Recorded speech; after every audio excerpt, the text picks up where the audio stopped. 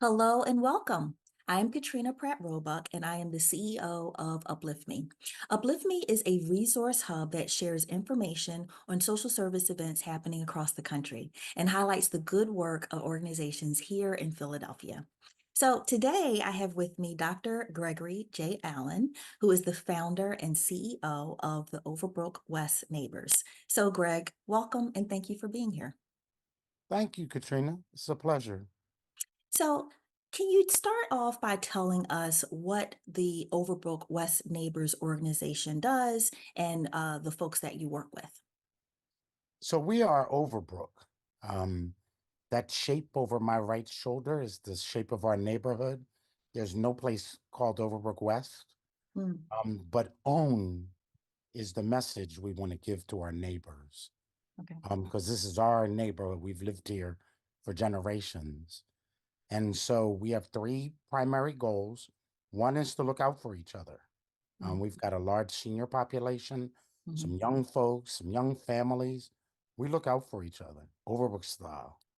Um, we also serve as the RCO, the Registered Community Organization, to Okay. protect all of the zoning in our target area. Mhm. And then we also are committed to the revitalization for commerce on the Upper Lancaster Avenue business corridor, which is Okay. Lancaster Avenue from 52nd to 63rd. Okay. Can you tell me a little bit about the Upper Lancaster Avenue corridor? What does it mean that you are helping to support that corridor? What do those activities look like? So there's lots of folks like us around the city. Mhm. That means that we try to live up to the Commerce Department's mantra Okay. of safe, clean, and lit. And that means we've worked with the police department to have tractor trailers towed. Mhm. We've engaged with PennDOT and the streets department to have it lit brighter, LED lighting, Mhm. and to have it repaved. That Okay. means we look out for all the business owners on that corridor to see whatever they need to help them during COVID and today, Mm, um, civil unrest or not. And that means, the people who live in Overbrook and the surrounding communities want a different type of business on that corridor. It's largely been an industrial corridor. And okay. so we're trying to bring a little bit more commerce, the types of business that people that live in this neighborhood would like to see. Okay, that's great. And so, can you talk a little bit when you're talking about what neighbors would like to see? Can you talk a little bit about how you engage neighbors and how, your organization helps to fulfill the mission of helping those neighbors see and realize what they'd like to have in their communities? So I guess I'm affectionately known as the mayor of Overbrook. I Okay. keep telling people that's a ceremonial title. That's not a real thing. Um, but that means that we do a lot of hands-on with our neighbors, face to face, word of mouth, hosting events and meetings, and um, they call, they email, they reach out to us on social media. Mm, We really have our hands, our fingers on the pulse of what Overbrook needs. So whether it be a zoning concern that comes up, or whether it be some challenge that neighbors are experiencing because of something that is not, maybe a crime or some other issues, abandoned cars. We work with everybody. We work with the police department, all the block captains, all our business owners, all our institutions like Overbrook High School or mm. Tustin Playground to ensure that folks have a good quality of life in our neighborhood. That's fantastic. And so I think in terms of quality of life, some of the things that also come up for me, in addition to what you were speaking about in terms of removing abandoned cars, perhaps, or working with the police department, working with the school district, I'm thinking about social determinants of health as well.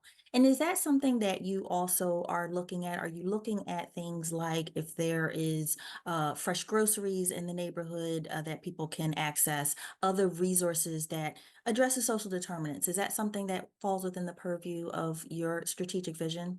You're absolutely right.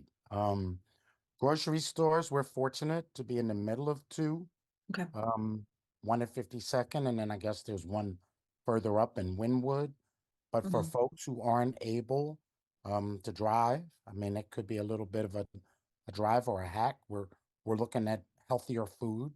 Hmm. We're also looking at the quality of air and water and everything that goes into feeling good. You know, Hmm. a lot of the work that came out of PHDC shows that, you know, if small amount of money is invested in a home to keep it um, stable, Hmm. then that has an impact. If Hmm. there's green space in a Hmm. neighborhood, that Hmm. has an impact. Those are all contribute to the potential crime or the social determinants of health. So we're looking at all of that. And we're fortunate to have a lot of leaders in our neighborhood Hmm. who want to work with us to make sure that that happens. Thank you for explaining that. And I'm really pleased to hear that, addressing the social determinant of neighborhood and built environment is a focus. I think that when we talk about housing, we don't often associate that as well with neighborhood and built environment. There's a lot of organizations that obviously address both, but I appreciate that your organization is looking at neighborhood and built environment. Can you talk a little bit about perhaps something you've been proud that your organization has been able to accomplish within the last 12 months? So there's a few things. So I'm gonna talk about one that happened maybe 2 years ago, Okay. in the midst of COVID, because when those grocery stores that were too far from us shut down, Hmm. um, we were able to work with the folks at Share Food Program and get a truck of um, fresh fruits, vegetables, food delivered. But Wow. getting that truck unpacked every week was a challenge. And so we relied on our neighbors. We Okay. relied on them. They showed up. They used their own cars, their own gas. They took as many boxes of food as they needed for their neighbors and they Wow. delivered it. Some of them left it on their porch for neighbors to come and pick up. Others, took it to doors of neighbors who weren't mobile, weren't able to come and get it themselves.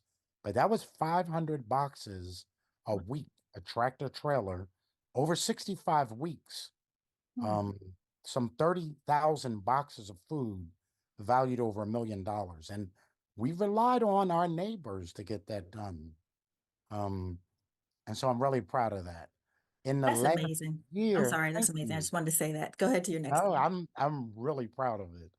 Yeah. Because it was, just block captains and concerned neighbors working together Hmm. to get it done. In the last year, the last 3 years, 19, 22, and 23, Hmm. we've hosted the Overbrook Night Market Okay. with our state representative, Morgan Cephas. And Hmm. so this is an effort to just have a good time, Hmm.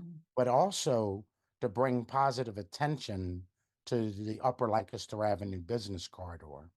So this year we'll be back on Thursday, June 20th Okay. from 6 to 10 p.m.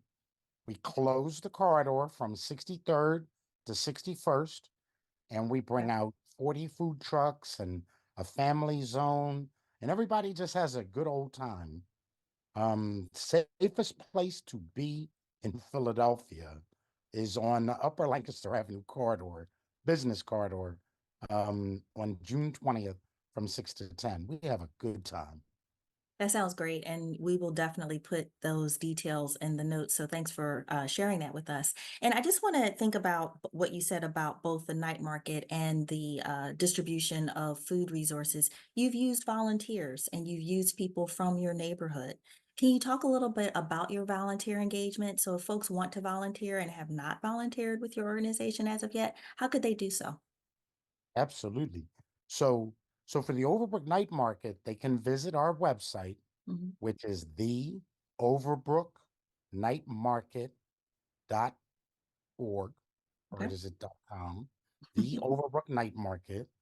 Um, and then there's a sign up sheet there. Okay.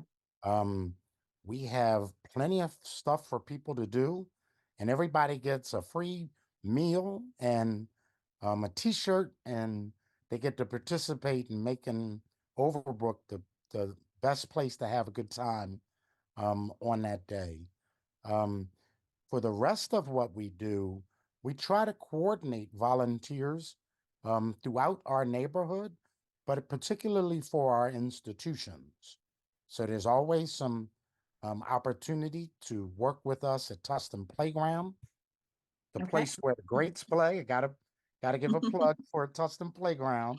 Okay. Um, we can also partner with Overbrook High School or Mhm. with Overbrook Elementary.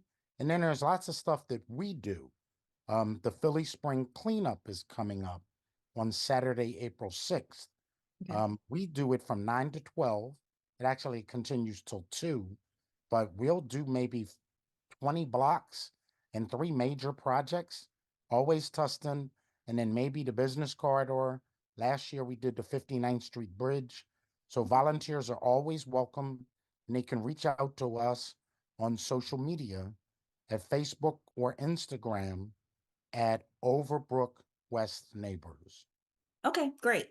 And so we'll put all those notes in the detail as well so folks can access all of those different links that you just mentioned. And so I think that, it's amazing that you've mobilized enough volunteers to put together, some of these events sound like they're complex and have lots of partners. And then, I just think it's a fascinating thing that the neighbors delivered that much food. I mean, that's just incredible for that to be a volunteer-led, project, and, I just think it speaks to the spirit of people coming together and supporting each other in need, and I think that those types of stories we should often make sure that we're telling, so thank you for sharing that. Um, Good. Did you Let want me to say just something say, else? Go Overbrook ahead. is an iconic neighborhood, right? Mm, You know somebody who, mhm, or you know yourself, or somebody who went to school here, who mhm. lived here, your grandmama's from here. Everybody has a connection to Overbrook. And Yeah. so I'm really, really proud of our neighbors and our neighborhood. And thank you for saying such kind things about our neighbors, Mhm. because that's the spirit of our neighborhood. We get out and look out for each other. And so I appreciate you saying that. No, absolutely. It warms my heart to hear it. I'm glad that you told us this story that we could share. So, I think that the work that you guys are doing is incredible, and I'm sure that you can always use more support. So, can you tell us how folks could donate to Overbrook West Neighbors? So, as a nonprofit, we use a platform called Give Lively. Okay. And I know you're going to send that link out for us. We appreciate that. Mhm. 100% of what you give goes to helping our neighbors, our block captains, to do the things that we try to accomplish. So absolutely, Give Lively is the platform we use, and all nothing is too small. Mhm. Everything is appreciated, and thank you for offering that. Absolutely. Thank you. Well, I want to thank you for your time. I want to thank you for being here and joining us and letting folks know the good work that Overbrook West Neighbors is doing. So, thank you for your time. And thank you, Katrina. You're doing a great service for Philadelphia, so we appreciate you. Thank you. Thank you for saying that. I appreciate it. All right. Take care. You too.